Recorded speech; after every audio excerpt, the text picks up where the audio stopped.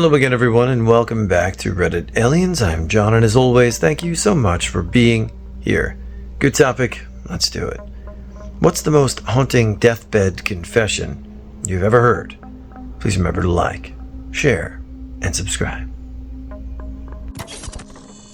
One of my uncles confessed to having 2 other children with another woman. He thought he was going to die from COVID, and I guess he felt he needed to come clean. He didn't die. That was back in 2020, and there's still a ridiculous amount of drama happening over potential inheritances and whatnot. My grandmother confessed to me that I'm adopted. What haunts me is that her dementia was so bad that she legitimately believed I didn't know. For context, I'm Korean, my sister's Mexican, and our parents are white. I spent the last few hours with her, letting her act as if she were breaking it to me gently, and promising I wouldn't be upset with my parents for not telling me, even though they had, and it was kind of hard to miss. There was a couple where the wife got some mental illness where she wouldn't go outside the house. This went on for years. Eventually, after counseling, she made a little progress and agreed to go to the drugstore one night. She went in while her husband stayed in the car. While she was in the drugstore, someone walked in, shot her in the back of the head, and walked out. She died immediately, and the shooter was never caught. For years, everyone thought it was some insane paranormal thing, like somehow knew that being out in public would lead to her death, etc. Many decades later, the husband admitted on his deathbed that he had hired someone to kill her because he could not take her mental illness anymore. My great-uncle admitted on his deathbed that he wasn't actually related to our family. He'd spent the last 40 years in the U.S. using one of our distant relatives' citizenship papers since they looked close enough, and in the 1920s, that was really all you needed. He didn't kill the real uncle or anything. The guy just decided America wasn't for him and went home.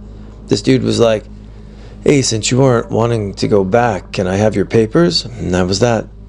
Not haunting at all, but my family doesn't have very many deathbed confessions, so it's still technically the most haunting.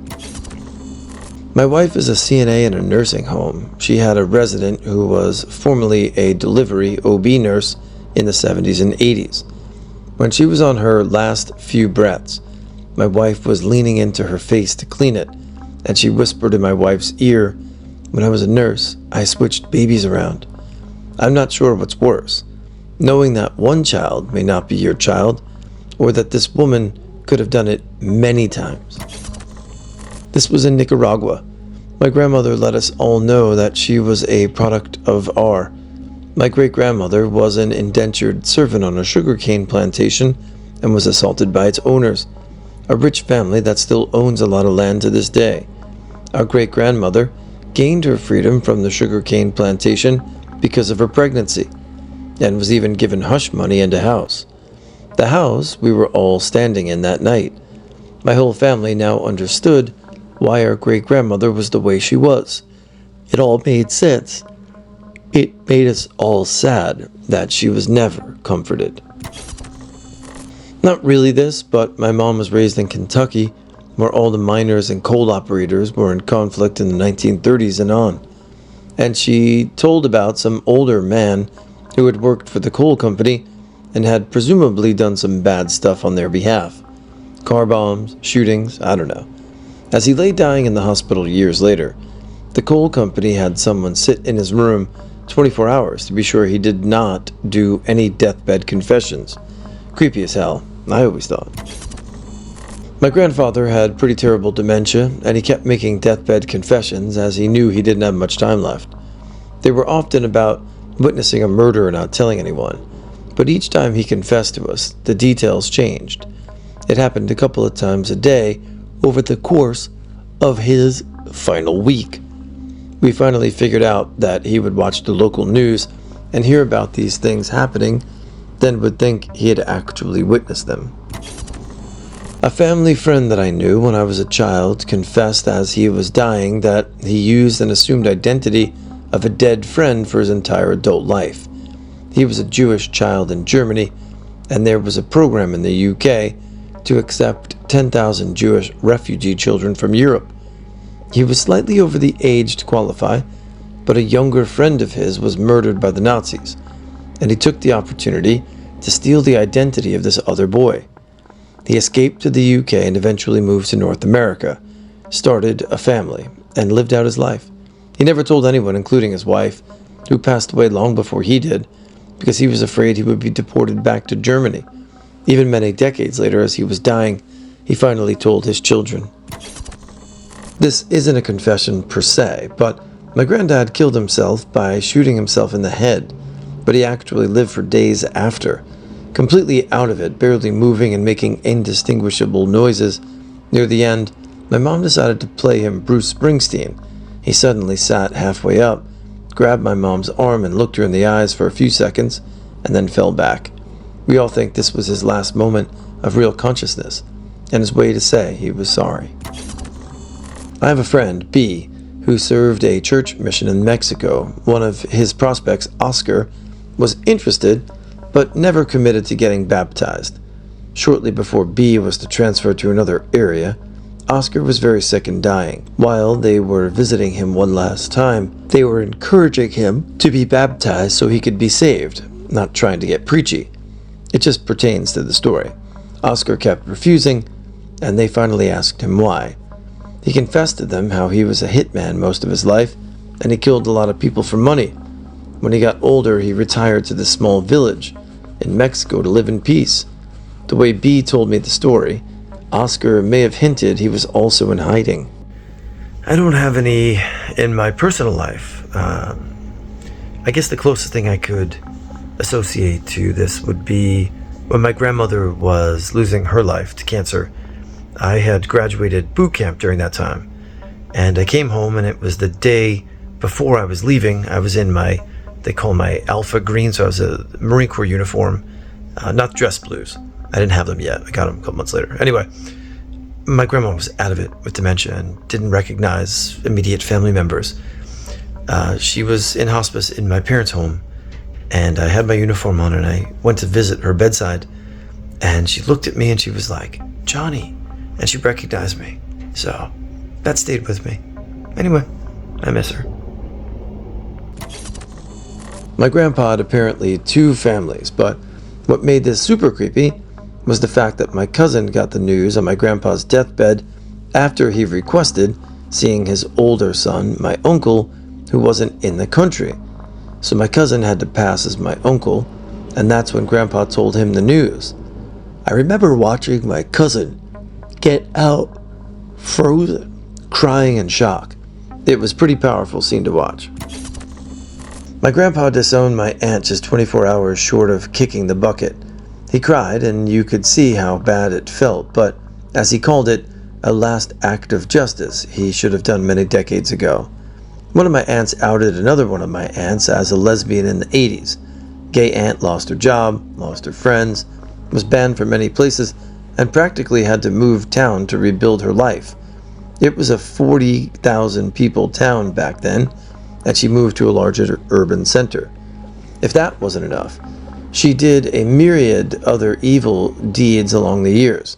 I've never seen my grandpa cry, but he wanted to do it himself, not through a will, as his last deed as a parent. The whole speech of a dying man delivering justice is something that haunts the whole family to this day, 10 years later. It was heavy. My great-aunt was a spinster until late in life. She started a preschool in the 1930s in Beverly Hills, and upon retirement, sold the property for a great amount of money. She met and married an older fellow, an elder in the Christian Science Church. He became terminally ill, but since he had no health insurance and didn't believe in Medicare, my great-aunt went out of her pocket for the care.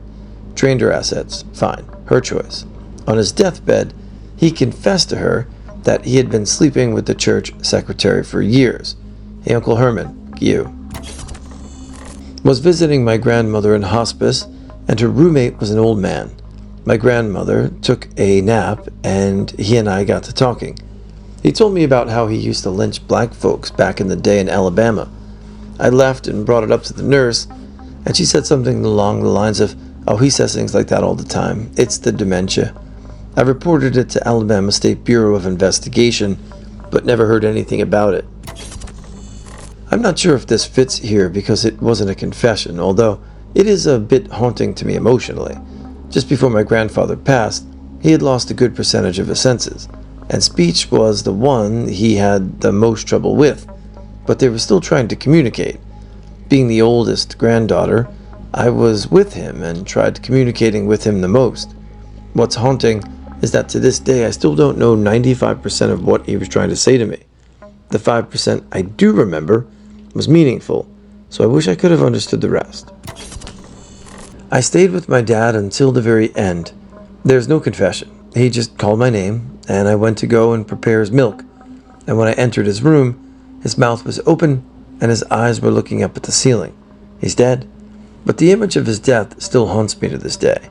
Not a scary one, but with guilt and a broken heart. It seems that I did not do enough to repay him with all his kindness. What else could I do more? I buried myself in debt to finance his needs, illness and death, and I never went into a relationship just to pour all my time and strength into taking care of him. I miss my dad so much.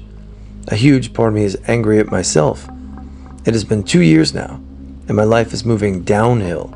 I'm alone now, and I hope I can find some purpose and reason again. It was not me, but my former boss told me that when his father was on his deathbed, he told my boss that he had been unfaithful for the majority of his marriage. This came as a surprise to my boss. He asked my boss if he could keep the secret from his mom and sister so they would preserve their memory of him as a loving husband and father. Not gonna lie, it felt kinda weird that he would share such a deep moment. A father revealed to his family that he owned an obscene amount of land and had been helping other families in need by letting them live on the land and farm it for years. We're talking he owned double-digit farms that no one in his social circle knew were his. The sheer land wealth he owned suggested he had monetary fortunes hidden away that no one knew of and never were recovered after his death. His family didn't exactly live in outright poverty. They always had what they needed to live, but the family home was an outdated, half-ruined by the time he died, and all of his many children grew up sharing rooms and having to find their own way in life without any money or assistance from him. When he passed, 800 people attended his funeral, and the family knew maybe 100 of those people. People came who were devastated beyond the family of his death, proclaiming him some sort of living saint, very contrary to their own opinion of him.